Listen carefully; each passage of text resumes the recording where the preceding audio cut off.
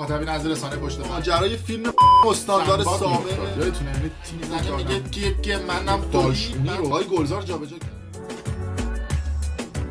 درود به مخاطبین عزیز، بنده امین فردین خوشحالم که به همراه تیمم بار دیگه با یک برنامه پشت پرده دیگه با شما هستیم. امیدوارم که هر کجای این کره خاکی که هستید حال دلتون خوب باشه. امروز قصد داریم که یه سری از این خواننده ها رو قشنگ براتون بشوریم بذاریم کنار و بعضی از خواننده هایی که آهنگاشونه که گوش میدید مگاهید همه جا راجع به آهنگاشون صحبت میشه، تو تمام ماشینا آهنگاشون رو میذارن و توی پیج‌های مختلف آهنگاشون رو داب اسمش میکنن. وقتی که گوش میدید به شعرهای این خواننده ها کرکوپر و پشمتون میریزه، یعنی یه پایه فیلم سوپر برای خودش، یعنی بکنیه توی این فضای شعرهای این خواننده. و من موندم اینا چجور مجوز میگیرن، چون قبلا من دیده بودم که یه سری از این خواننده ها این گفتن آقا ما این همه شعر میدیم، این همه آهنگ میدیم، این همه موسیقی منتشر میکنیم، میفرستیم ارشاد زرتی رد میکنه. بعضی وقتا میشینم فکر میکنم که چرا من یه چیزایی از اینا میدونم که خودشونم نمیدونن. الو بله. پس تا فردا قرار اسهال بگیره خبر نداره. کجاش درد میکنه؟ اوکی آقا حله. شما تا ما رو سابسکرایب میکنید بعد چند تا افشای پشم ریزونه دیگه براتون آماده میکنم.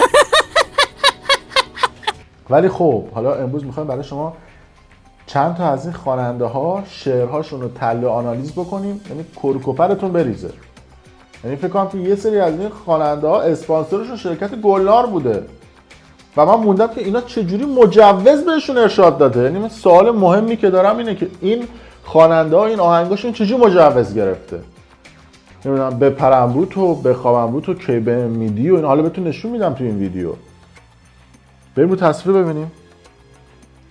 اولین آهنگ مال آقای مجید رضویه که این روزها خیلی آهنگاش مگاهیت شده و آهنگ 5 صبحش رو بشنویم. یکی همین دور و براس عاشقت ای دل، پس لااقل یه بار بگو میخوای بدی کی بهم. جان میگه که پس لااقل یه بار به من بگو کی بهم میدی. پس لااقل یه بار بگو میخوای بدی کی بهم. خدا بس دیگه. من حقیقت دوستان من منحرفم یا من معنی شعر رو نمیفهمم. یه بار دیگه با دور آهسته گوش بدید ببین چی میگه. لااقل یه بار بگو میخوای بدی کی بهم. بعد این شعر مجوز گرفته توسط ارشادا. این منظورش اینه که میگه کی بهم بدی و من نفهمیدم. حالا اگه شما فهمیدید به منم بگید، من ممنون میشم. البته یه آهنگ دیگه هم داشته که توی این آهنگ هم قشنگ میکنه برای طرف، قشنگ میگه من خونه خالی دارم و اینا دیگه تو همین مایا. ببینید من توی اتاق تاریک و باز بارون بارید، اتاق بغلی توی بر دلیل در میزنم میگه کاریت دارید، من عاشقت شدم و تو منو نمیشناسی. سلطان این چیزی که شما خوندید دقیقا فکر کنم مکان رو داری توصیف میکنی ها. من تو این اتاق و تاریک و نمیدونم تو اتاق بغلی و من زرت عاشق شدم. قشنگ انگار مشخصه یه خونه تیمیه، ولی خب هر کسی تو اتاق خودش داره میکشتش بیرون و از این صحبت. اما برسیم روی آهنگ بعدی که سوپر مگا هیت شد. مثلا من روم زوم کنم و بوم بوم کنم و اینا، مال زانکو که خیلی هم این آهنگ سر و صدا کرد و خیلی هم طرفدار پیدا کرده. من خودم هم تو کلامم شده، ولی من هیچ وقت نفهمیدم این معنی زوم زوم و بوم بوم چیه. ببینید خیلی دوست دارم الان باهات باشم یه جا، بهت بگم دوست دارم بگی چقدر به جا.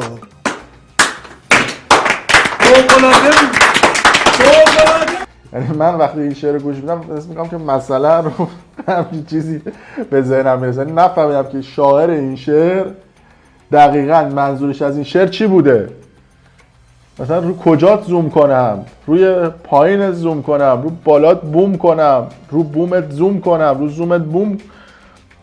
حالا این خوبه یه دونه آهنگم جدیدن داده بیرون و آهنگ بودش که حالا من خودم هم حال کردم باش ولی خب یه تیکای از این شعره اول مورد داره ها. ببینید دریا بدون ماهی چه رنگیه، قهوه‌ای نوک پستونی، زیبایی دریا به رنگ ماهیاشه، زیبایی دریا به کوسه‌هاشه.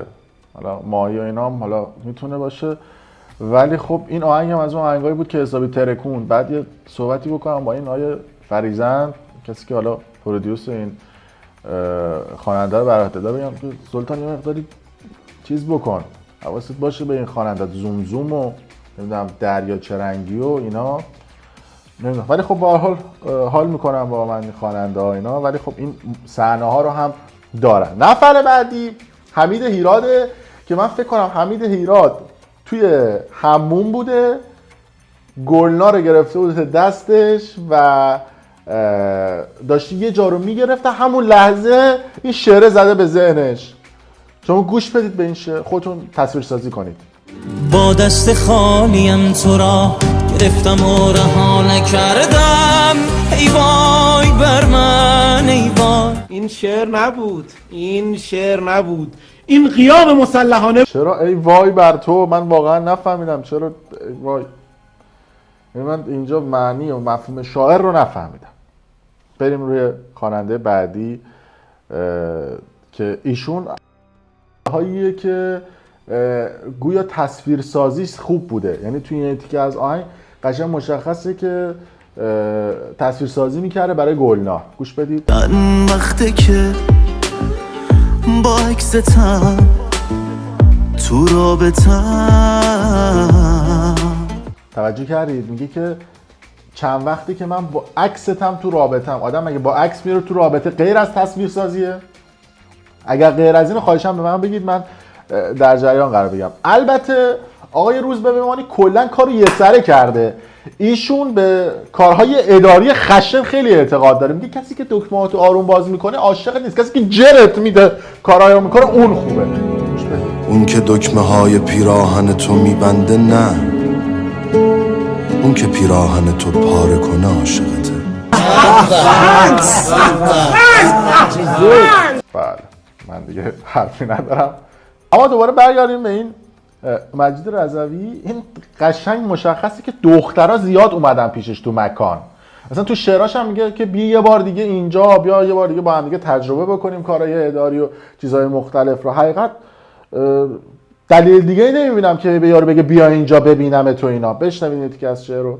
بیا ببین آبا جارو کردم واسط خونه رو، بیا یه بار دیگه تجربه کن با من بودن و بله. بعد طرف راضی نمیشه بیاد، مجبور میشه از واژه‌های عزیزم و جیگرم و خوشگلم برای دعوت کردنش اونجا استفاده بکنه. خوشگلم بیا چیدم شما رو، واسه تو ماده میشم من همه شبا رو.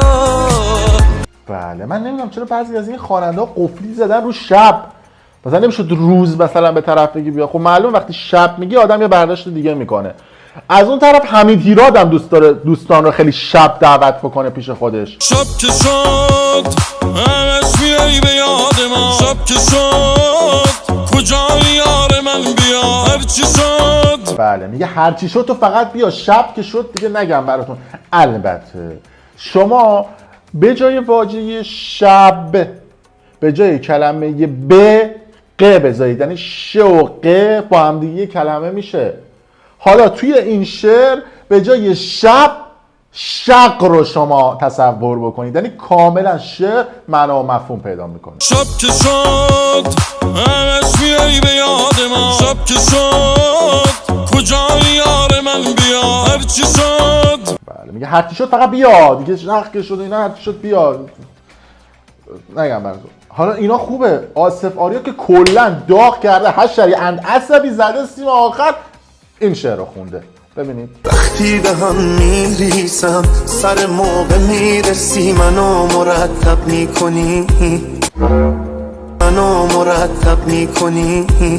چی؟ منو مرتب میکنی. میگه وقتی که به هم میرسم سر موقع میرسی منو مرتب میکنی.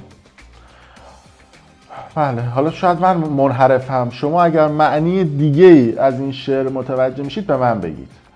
حالا این خوبه، امیر عباس گلاب جزء خواننده هایی که گردنگیرش خیلی قویه و توی این آهنگ امیر عباس گلاب هم میگه که من گردنت میگیرم، ترتیبت هم میدم، اگه بابا هم شدم بابا بودنم هم گردن میگیرم.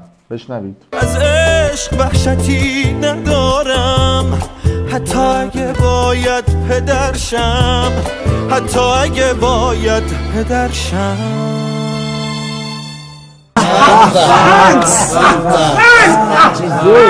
بله، این از اون خواننده هایی که گردنگیرش خوبه. حالا این خوبه، سهراب پاکزاده هم همینطوریه. سهراب پاکزاده هم خواننده ایه که گردنگیرش خیلی قویه، یعنی از اون آدمایی که میگه که من از اون بزن در راش نیستم، از اونایی هم که میمونم و تا آخر گردن میگیرم.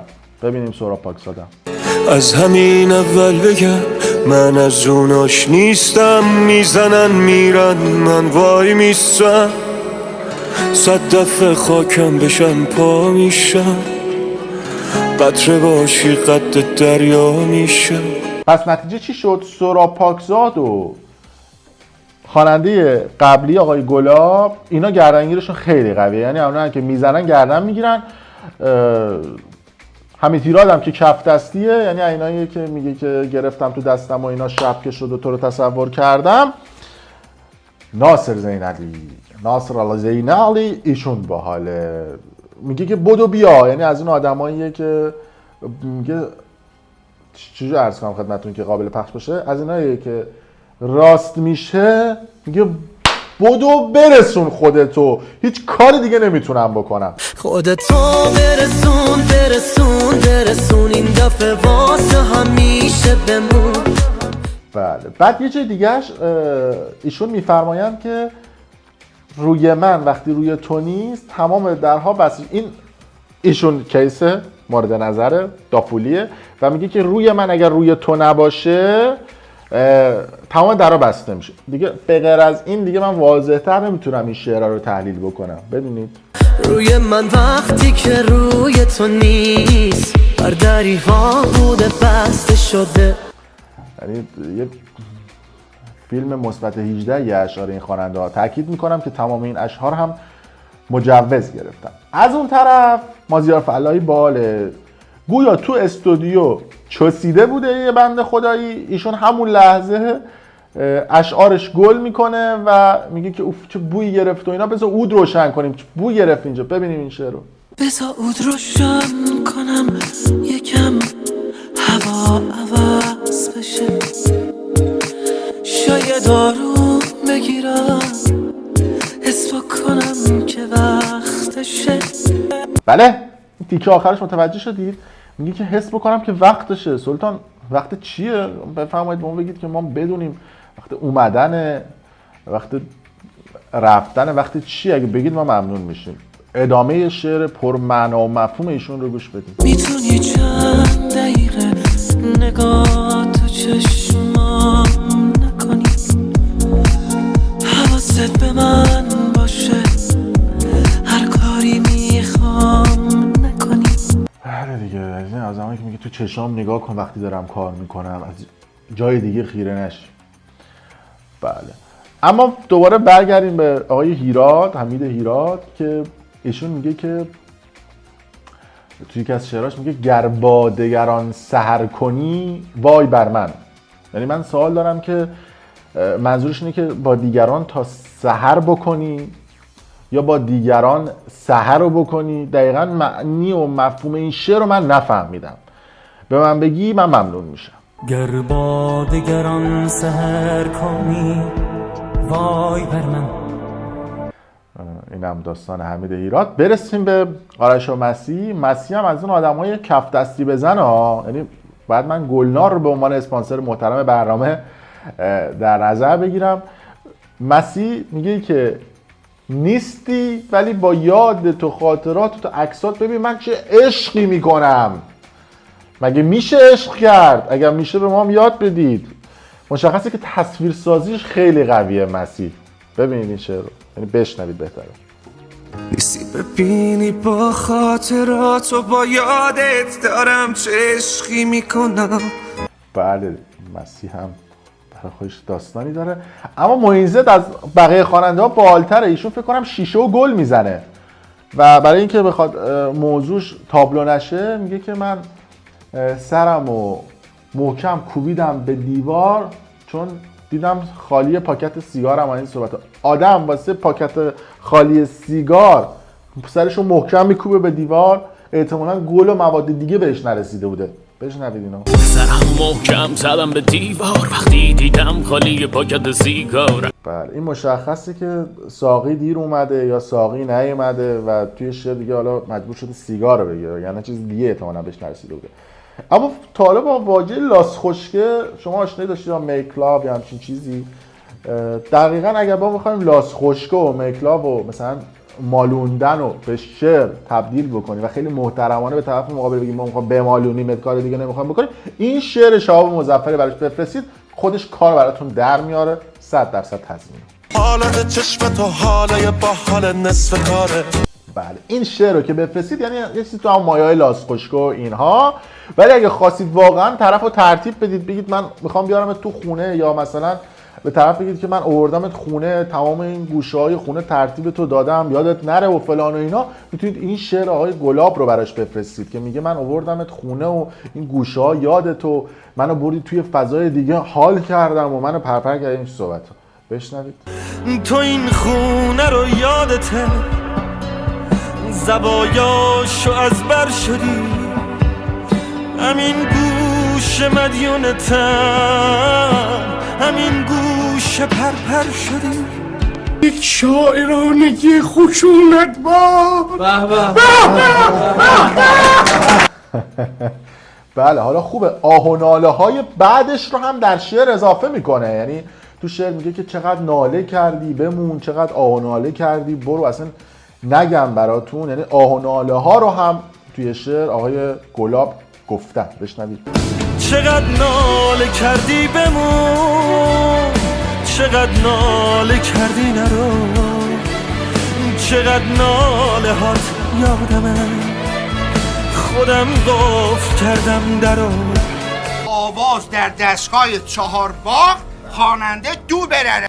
بله حالا خوبه این گروه 4 تا که اینا دیگه اصلا علنی دارن راجع به اندامشون صحبت و سایز اندامشون هم میگن ما ارزی بلندیم در اندامی کوتاه.